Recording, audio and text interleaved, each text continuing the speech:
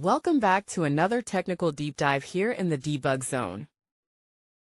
Today we're tackling a big question and breaking it down with insights from other users.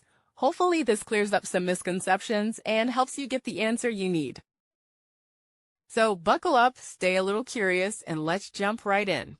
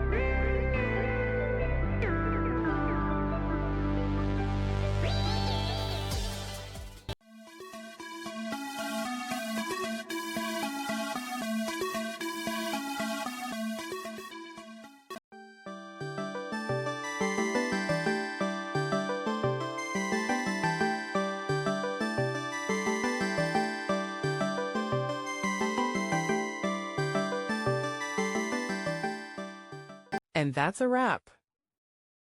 I hope you found the answer you were looking for. If you did, take a second to hit that subscribe button. It really helps out. And let me know in the comments which solution worked best for you. See you next time in the debug zone.